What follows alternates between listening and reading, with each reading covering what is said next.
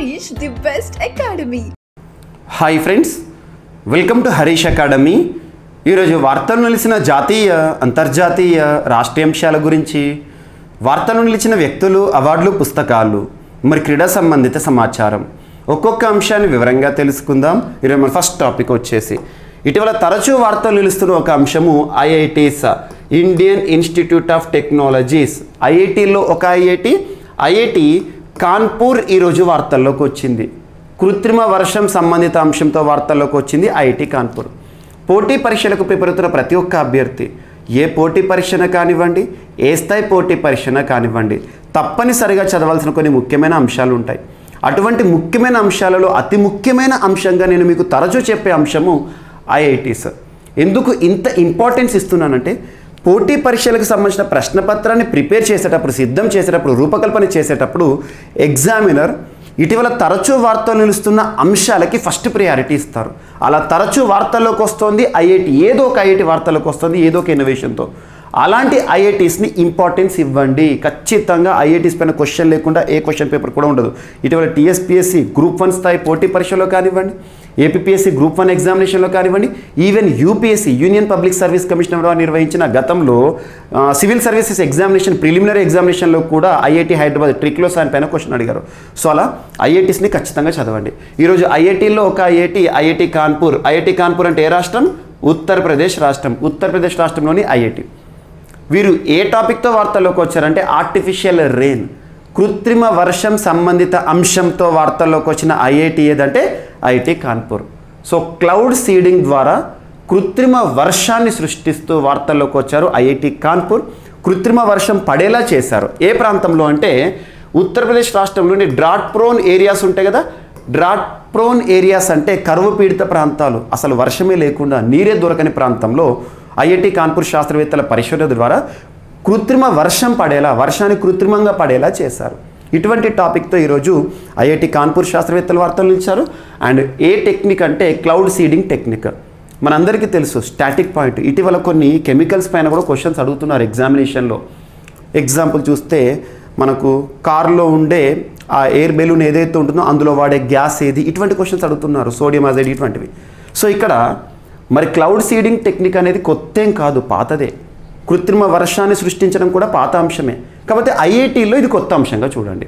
అయితే కృత్రిమ వర్షాన్ని సృష్టించాలంటే క్లౌడ్ సీడింగ్ టెక్నిక్లో ఏ కెమికల్స్ వాడతారని ఎగ్జామినేషన్లో అడుగుతారు. ఆ కెమికల్స్ గుర్తుంచుకోండి. క్లౌడ్ సీడింగ్లో సిల్వర్ అయోడైడ్ని ఉపయోగిస్తారు కెమికల్స్ ఇవి. అండ్ పొటాషియం అయోడైడ్ని వాడతారు. దాంతోపాటు డ్రై ఐస్ లేదా సాలిడ్ కార్బన్ డైఆక్సైడ్ని వాడతారు. ఈ 3 గుర్తుంచుకోండి. ఈ క్రింది ఏ కెమికల్స్ని కృత్రిమ వర్షంలో క్లౌడ్ సీడింగ్ టెక్నిక్లో వినియోగిస్తారు అంటే ఈ 3ని గుర్తుంచుకోండి. అలాంటి క్లౌడ్ సీడింగ్ టెక్నిక్తో కృత్రిమ వర్షాన్ని కురిసేలా చేశారు ఐఐటి కాన్పూర్ శాస్త్రవేత్తలు. ఐఐటి కాన్పూర్ అనగానే వెదర్ మోడిఫికేషన్ సంబంధిత అంశం. వెదర్ని మోడిఫై చేస్తేనే కదా వర్షం పడేది. సో ఈ విధంగా వార్తల్లోకి వచ్చారు. ఎప్పుడైనా గుర్తుంచుకోండి, వెదర్ అని పిలవాలి. క్లైమాటిక్ అంటే లాంగ్ టైం కనుక మనం తీసుకున్నాం అనుకోండి, క్లైమేట్ అంటాం. వెదర్ మనకు వాతావరణంలో వచ్చే తరచూ మార్పులను వెదర్ అనే పదంతో వాడాలి. సో వెదర్ బాగుంది, ఇటువంటి పదాలతో. సో వెదర్ మోడిఫికేషన్ సంబంధిత అంశంతో వార్తల్లోకి వచ్చారు. After years of dedicated efforts IIT Kanpur researchers have successfully tested artificial rain are cloud seeding technology are technique. గుర్తుంచుకోండి. అండ్ అభ్యర్థులందరికీ నేను ఒక విషయం చెప్తాను. ప్రవీణ్ సార్ క్లాసెస్ యూట్యూబ్ ఛానల్లో, so Praveen sir classes YouTube channel ఇప్పటివరకు సబ్స్క్రైబ్ చేసుకున్న వారు ఎవరైనా ఉంటే సబ్స్క్రైబ్ చేసుకోండి.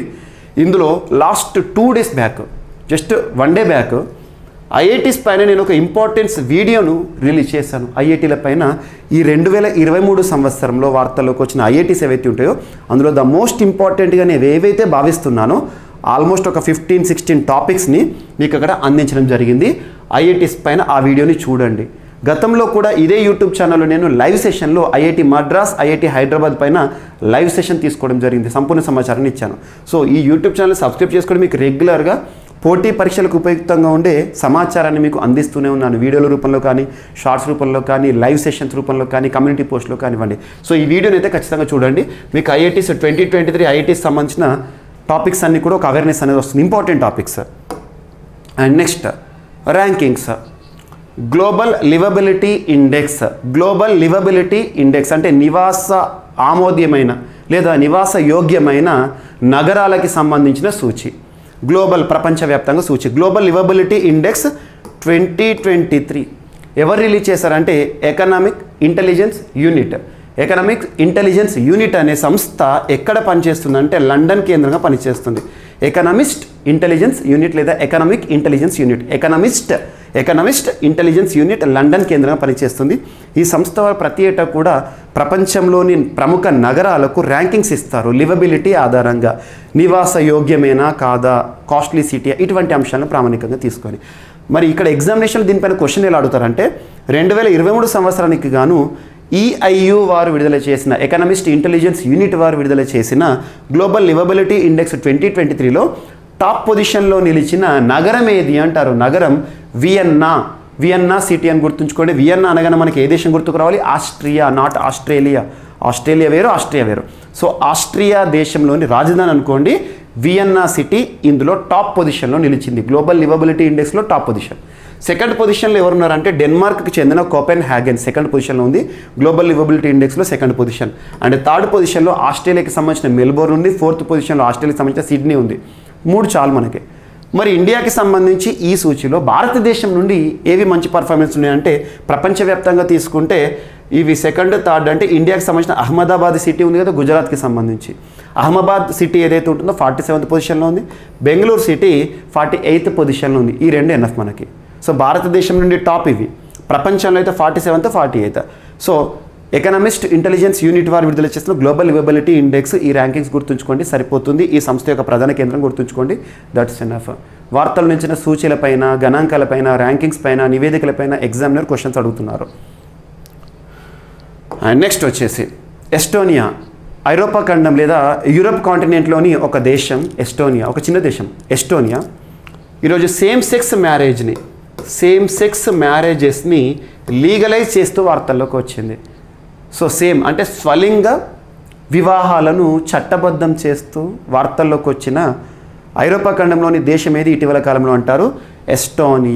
Estonia passes a law to allow same sex marriage, స్వలింగ వివాహాలను చట్టబద్ధం చేసిన దేశం.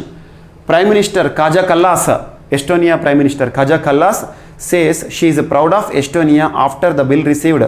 అంటే పార్లమెంట్లో ఆ బిల్లు చట్టబద్ధమైంది అని చెప్పేసి తను గర్వంగా చెప్పడం జరిగింది. ఎస్టోనియా సేమ్ సెక్స్ మ్యారేజ్ అని గుర్తుంచుకోండి సరిపోతుంది.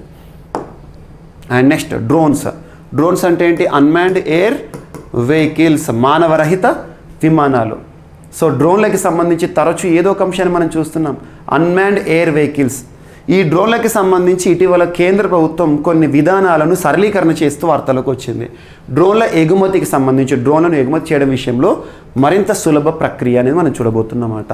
భారత ప్రభుత్వం విధానాలను సరళీకరించింది. పాలసీ డెసిషన్స్ అనేవి కొంత సింప్లిఫై చేస్తూ వార్తల్లోకి వచ్చింది. కొన్ని రకాల డ్రోన్ల ఎగుమతికి so different types of drones ఉంటాయి. కొన్ని మోసుకెళ్ళే ఉంటాయి, కొన్ని కేవలం క్యాప్చర్ చేయడానికి ఉపయుక్తంగా ఉంటాయి, కొన్ని ఆర్మర్డ్ డ్రోన్స్ ఉంటాయి, రకరకాలుగా ఉంటాయి. కొన్ని మానవరహిత విమానమే మానవుని మోసుకెళ్లే విమానంలో పనిచేస్తాయి, ఇటువంటివి ఉంటాయి. సో ఇక్కడ కొన్ని రకాల డ్రోన్ల ఎగుమతికి సంబంధించిన నిబంధనలను కేంద్ర ప్రభుత్వం గత శుక్రవారం సడలించింది.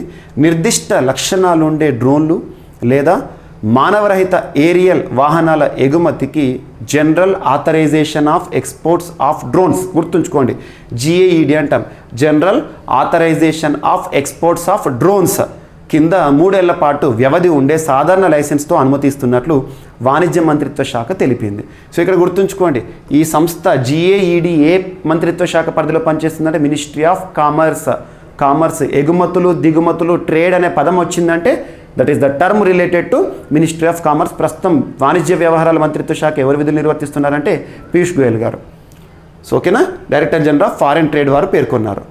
మరి ఏ లక్షణాలు ఉండాలి ఆ డ్రోన్లను ఎగుమతి చేయాలంటే సులభతరమైన ఏంటి అంటే ప్రత్యేక రసాయనాలు, జీవులు, పదార్థాలు, సామగ్రి, సాంకేతికతలు అండ్ నిర్దిష్ట విభాగాల కిందకు ఈ డ్రోన్లను ఎగుమతి రాకూడదు. 25 కిలోమీటర్లు లేదా అంతకంటే తక్కువ దూరం వెళ్ళగలిగే సామర్థ్యం ఉన్న డ్రోన్లను మాత్రమే కలిగి ఉండాలి. అండ్ 25 కిలోల కంటే ఎక్కువ బరువును మోయగలిగేవిగా ఉండరాదు. కేవలం పౌర సంబంధిత వినియోగానికి అయి ఉండాలి అని చెప్పారు. పౌర సంబంధిత వినియోగం అంటే ఎటువంటి మిలిటరీ లేదా ఆయుధాలను మోసుకెళ్లే డ్రోన్లకు అనుమతులు ఉండవంట. సో ఇది డ్రోన్లకు సంబంధించి సులభతర అనుమతులని. సో వీటిని అడగరు. కాకపోతే డ్రోన్లు అనేవి తరచు వార్తలకు వస్తున్నాయి కాబట్టి వీటికి సంబంధించి కొన్ని portals, Garud, government authorization for relief using drones అని, ఇటువంటివి ఖచ్చితంగా లింక్ చేస్తూ చూడండి. And Asian Development Bank Philippines Manila లేదా మాండలియాంగ్ హెడ్ క్వార్టర్గా పనిచేస్తుంది. ఏడీబీ వారి రుణం ఒకటి ఈరోజు వార్తల్లోకి వచ్చింది. సో బీహార్ రాష్ట్రంలో ట్రాన్స్పోర్ట్ కనెక్టివిటీ అంటే రవాణా అనుసంధానం. బీహార్ రాష్ట్రంలో రహదారుల అభివృద్ధి కోసం ఏషియన్ డెవలప్మెంట్ బ్యాంకు వారు ఇటీవల $295 మిలియన్ రుణాన్ని రిలీజ్ చేస్తూ వార్తల్లోకి వచ్చారు. సో ఇటువంటి డెవలప్మెంట్ ఫండ్ ఏదైనా వార్తల్లోకి వస్తే అంతర్జాతీయ పరంగా ఇంపార్టెన్స్ ఉండే బ్యాంకులు ఏమన్నా మనకి రుణం లేదా శాంక్షన్స్ చేస్తే ఖచ్చితంగా వాటిని గుర్తుంచుకోవాలి. పర్పస్ గుర్తుంచుకోవాలి, స్టేట్ గుర్తుంచుకోవాలి. సమ్ టైమ్స్ ఈ ఫిగర్ కూడా అడగవచ్చు. ఇటీవల కాలంలో ఏ క్వశ్చన్ అడగాలో అర్థం కాకుండా ఏ క్వశ్చన్ పడితే ఆ క్వశ్చన్ అడుగుతున్నారు. సో చూడండి, సో $295 మిలియన్ టు ఇంప్రూవ్ అంటే డెవలప్ చేయడం. Transport connectivity in which state? Bihar, గుర్తుంచుకోండి. And the cabinet has approved, ఇక్కడ మైక్రాన్ టెక్నాలజీ అనే సంస్థ, ఈ టాపిక్ ఏంటంటే మైక్రాన్ టెక్నాలజీ అనే సంస్థ అమెరికాకు చెందిన సంస్థ. ఇది సెమీకండక్టర్ మ్యానుఫ్యాక్చరింగ్ పైన కేంద్రీకృతంగా పనిచేసిన సంస్థ, సెమీకండక్టర్ మ్యానుఫ్యాక్చరింగ్. మరి మైక్రాన్ టెక్నాలజీ అనే సంస్థ భారతదేశంలోని గుజరాత్ రాష్ట్రంలో ఒక ప్లాంట్ని ఎస్టాబ్లిష్ చేయబోతున్నారు. సెమీకండక్టర్ మ్యానుఫ్యాక్చరింగ్కి ఉద్దేశించబడిన ఒక ప్లాంట్ని ఎస్టాబ్లిష్ చేయడానికి ఉద్దేశించిన ఒప్పందాన్ని ఇటీవల భారత ప్రధాని నరేంద్ర మోదీ గారు అమెరికా పర్యటన సందర్భంగా కుదుర్చుకోవడం జరిగింది. ఎగ్జామినేషన్లో అడగవచ్చు, మైక్రాన్ టెక్నాలజీ ఇటీవల వార్తల్లోకి వచ్చింది. సెమీకండక్టర్ తయారు చేసే సంస్థ, సెమీకండక్టర్లను తయారు చేసే సంస్థ ఏ దేశానికి సంబంధించిందంటే అమెరికా. సో భారత ప్రధాని అమెరికా పర్యటన ఉన్నారు కాబట్టి ఈ ఒప్పందం అయిపోయింది. సో $2.7 బిలియన్ ప్లాన్ తోటి ఆ ప్లాంట్ని ఎస్టాబ్లిష్ చేయబోతున్నారు. So the cabinet has approved a $2.7 billion plan by micron technology to set up A semiconductor testing and packaging unit ahead of prime minister Modi's visit, గుర్తుంచుకోండి. అండ్ ఈరోజు భారత రైల్వేలు మరియు అమెరికాకి సంబంధించిన సంస్థతో కుదిరిన ఒప్పందం. Indian railways and US agency of international development, USAID అంటాం, తరచు వార్తలకు వస్తున్న సంస్థ ఇది, USAID. So United states agency for international development అనే సంస్థకి ఇండియన్ రైల్వేస్కి మధ్య కుదిరిన ఒక ఒప్పందం. ఎందుకోసం ఉద్దేశించిన ఒప్పందం అంటే development of clean energy solutions, అంటే హరిత పద్ధతులను అవలంబించడానికి, గ్రీన్ ఎనర్జీని వాడడానికి, క్లీన్ ఎనర్జీగా మార్చడానికి, ప్రమోట్ ఈ మొబిలిటీ, ఎలక్ట్రానిక్ మొబిలిటీకి ప్రోత్సాహం ఇవ్వడానికి, మరియు ఇటువంటి ప్రత్యేకమైన ఎకో ఫ్రెండ్లీ సంబంధిత ఒప్పందం అని గుర్తుంచుకోండి. భారత రైల్వేలు యుఎస్ఏడికి మధ్య కుదిరిన ఒప్పందం క్లీన్ ఎనర్జీ అండ్ ఈ మొబిలిటీకి సంబంధించిన ఒప్పందం అని గుర్తుంచుకోండి, సరిపోతుంది. సో ఒప్పందాలపైన కనుక క్వశ్చన్ అడిగితే డైరెక్ట్ పర్పస్ అడుగుతారు, ఏ సంస్థల మధ్య అడుగుతారు. అండ్ జీఈ ఏరోస్పేస్ అనేది అమెరికాకి చెందిన సంస్థ. జీఈ ఏరోస్పేస్ వారు హిందుస్థాన్ ఏరోనాటిక్స్ లిమిటెడ్, భారతదేశానికి సంబంధించిన హెచ్ఏఎల్ సంస్థతో, హిందుస్థాన్ ఏరోనాటిక్స్ లిమిటెడ్ లేదా ల్యాబొరేటరీ, ఈ సంస్థతో ఒప్పందాన్ని కుదుర్చుకునే వార్తలు నిలిచారు. దేనికి సంబంధించిన ఒప్పందం అంటే to produce fighter jet engines. భారతదేశంలో ఇండియన్ ఎయిర్ ఫోర్స్లో, భారత వైమానిక దళంలో పనిచేస్తున్న యుద్ధ విమానాలు ఏవైతే ఉంటాయో ఆ యుద్ధ విమానాల్లో ఉపయోగించే ఇంజన్స్ ఉంటాయి కదా, ఆ ఇంజన్స్ని తయారు చేయడానికి హెచ్ఏఎల్ సంస్థ, భారతదేశానికి సంబంధించిన హిందుస్థాన్ ఏరోనాటిక్స్ సంస్థకి మరియు జీఈ ఏరోస్పేస్ సంస్థకి మధ్య ఒప్పందం కుదిరింది. వీరు టెక్నాలజీకి సంబంధించిన సహకారాన్ని మన సంస్థకి అప్పగించడం జరుగుతుంది, గుర్తుంచుకోండి. So the agreement involves the potential joint production of GE Aerospace F414 engines in India supporting Indian Air Force. Light combat air crafts Tejas ఇవి ఉంటాయి కదా, MK2 తేలికపాటి యుద్ధ విమానాలు, వాటిల్లో వాడే ఇంజన్స్ని తయారు చేయడానికి ఉద్దేశించబడిన ఒప్పందం. అండ్ ఒక నివేదిక లేదా గణాంకాల వార్తలకు వచ్చే ల్యాన్సెట్ జర్నల్ వాళ్ళు ప్రచురించారు. 2050 సంవత్సరం నాటికి దాదాపు 130 కోట్ల మందికి మధుమేహం రాబోతుంది, డయాబెటీస్ పేషెంట్స్ ఉంటారంట. ప్రపంచవ్యాప్తంగా మధుమేహ వ్యాధిగ్రస్తుల సంఖ్య రానున్న 30 ఏళ్లలో విపరీతంగా పెరిగిపోనుంది. ప్రస్తుతం 50 కోట్లుగా ఉన్న చక్కెర వ్యాధి బాధితుల సంఖ్య 2050 కల్లా రెట్టింపు కంటే ఎక్కువగా 130 కోట్లకు చేరనుంది. ఈ విషయాలను ల్యాన్సెట్ పత్రిక వెల్లడించింది. డయాబెటీస్ ప్రమాదకర స్థాయిలో పెరుగుతోంది. ప్రపంచ దేశాల ఆరోగ్య వ్యవస్థలన్నిటికీ ఇది సవాలు వంటిదే. సో గుర్తుంచుకోండి, ఎంతవరకు ఉండబోతోంది అని ఎవరు చెప్తున్నారో గుర్తుంచుకోండి, దట్స్ ఎనఫ్. సుధామూర్తి గారు ఇన్ఫోసిస్ ఫౌండేషన్ చైర్పర్సన్, ఇన్ఫోసిస్కి సంబంధించిన వారు, ఇటీవల పద్మ పురస్కారాల సందర్భంగా కూడా వార్తల్లోకి వచ్చారు. సో సుధామూర్తికి సాహిత్య పురస్కారం రావడం జరిగింది. కేంద్ర సాహిత్య అకాడమీ పురస్కారం. బాలల రచయిత అందరూ గుర్తుంచుకోండి. ప్రముఖ బాలల రచయిత్రి ఇన్ఫోసిస్ ఫౌండేషన్ చైర్పర్సన్ సుధామూర్తిని బాల సాహిత్య పురస్కారం వరించింది. కేంద్ర సాహిత్య అకాడమీ అధ్యక్షుడు మాధవ్ కౌశిక్ అధ్యక్షతన గత బుధవారం జరిగిన సమావేశంలో ప్రకటించారు. సుధామూర్తి రాసిన గ్రాండ్ పేరెంట్స్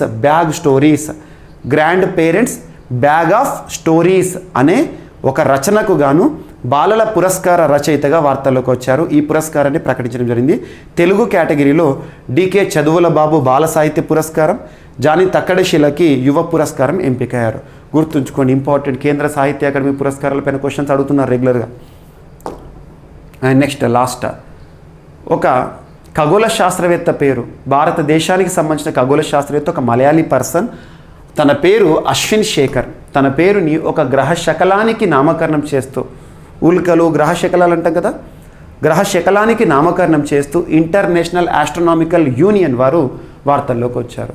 IAU వారు భారతదేశానికి సంబంధించిన ఖగోళ శాస్త్రవేత్త అశ్విన్ శేఖర్ పేరుని ఒక గ్రహ శకలానికి నామకరణం చేయడం జరిగింది. ఆ నామకరణం ఏం పెట్టారంటే, అంతకుముందు ఆ గ్రహ శకలం పేరు 33928 ఉండే పేరే, ఒక కోడ్ 33928.